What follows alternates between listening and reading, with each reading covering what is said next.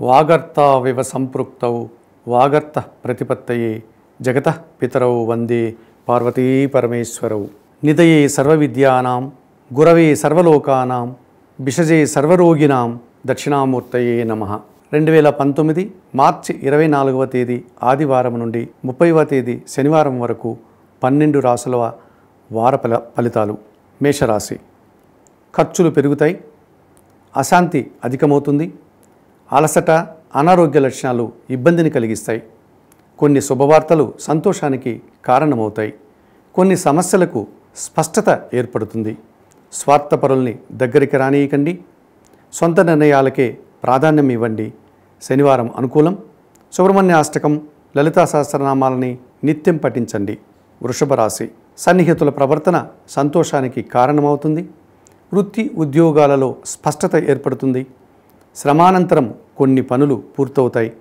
ఇష్టం లేకపోయినా కొన్ని పనులు చేయక తప్పదు.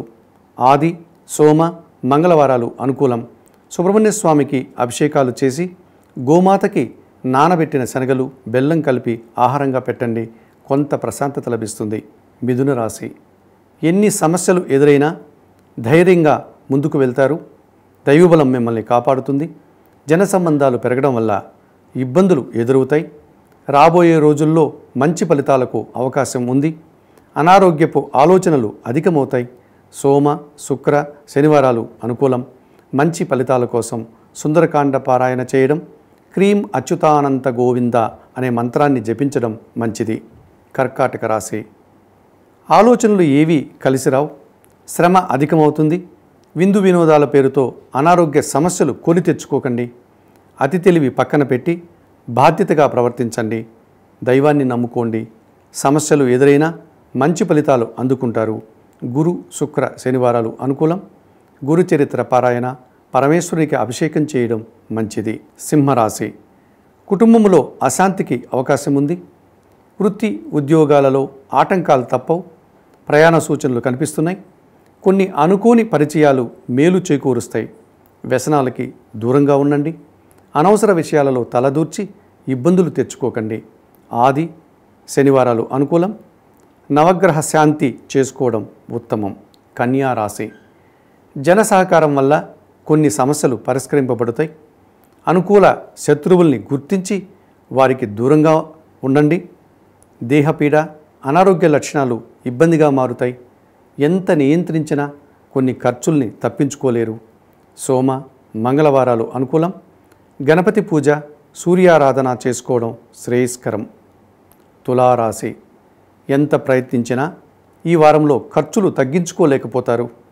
కొన్ని పనుల వల్ల రావలసిన ధనం రాకుండా వాయిదా పడుతుంది. మనోధైర్యంతో ముందుకెళ్ళండి. దైవాన్ని నమ్ముకోండి. గురు, శుక్రవారాలు అనుకూలం. సుబ్రహ్మణ్య స్వామికి అభిషేకాలు చేయడం వల్ల మంచి ఫలితాలు ఉంటాయి. వృశ్చిక రాశి.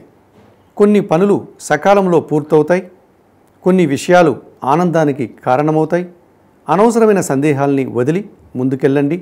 ఇంట్లోనూ బయట అపార్థాలకి అవకాశం ఇవ్వకండి.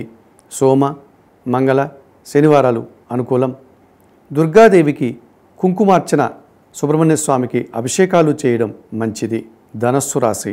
ఆగిపోయిన పనులు కార్యరూపం దాలుస్తాయి. నిరాశను వదిలి ధైర్యంగా అడుగు ముందుకు వేస్తారు. అనవసరమైన ఆలోచనలకు అవకాశం ఇవ్వకండి. కాలాన్ని సద్వినియోగం చేసుకోండి. భూ సంబంధమైనటువంటి విషయాలు లాభదాయకంగా ఉన్నాయని గ్రహించండి. అవినీతిపరుల విషయంలో జాగ్రత్తగా వ్యవహరించండి. గురు, శుక్రవారాలు అనుకూలం. నిత్యం సూర్య నమస్కారాలు చేయడం, గాయత్రీ మంత్రం జపించడం ఉత్తమం. మకర రాశి. అనవసరమైన భయాల్ని వదిలి ముందుకెళ్ళండి. దైవం మీద భారం వేయండి. అంతా మంచే జరుగుతుంది. కొన్ని పనులు నిదానంగా పూర్తవుతాయి. విదేశీ వ్యవహారాలు సానుకూలమవుతాయి. మునుముందు మంచి జరిగే అవకాశాలు చాలా ఉన్నాయి. సోమ, మంగళ, శనివారాలు అనుకూలం. ప్రతిరోజు పరమేశ్వరునికి అభిషేకం చేసుకోవడం ఉత్తమం. కుంభరాశి. శుభ ఫలితాలు సంతోషాన్ని కలిగిస్తాయి. అనవసరమైన భయాల్ని వదలండి. శత్రువులు తగ్గుముఖం పడుతున్నారని గమనించండి. అనవసరమైన ఖర్చుల నుండి తప్పించుకోలేరని గ్రహించండి. వృత్తి ఉద్యోగాలలో సహనంగా వ్యవహరించండి. కోపతాపాలకు అవకాశం ఇవ్వకండి.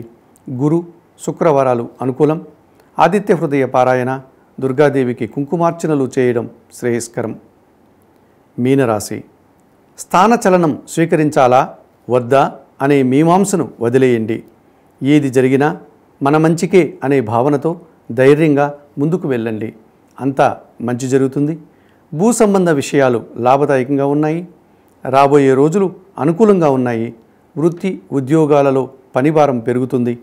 గురు శుక్ర శనివారాలు అనుకూలం.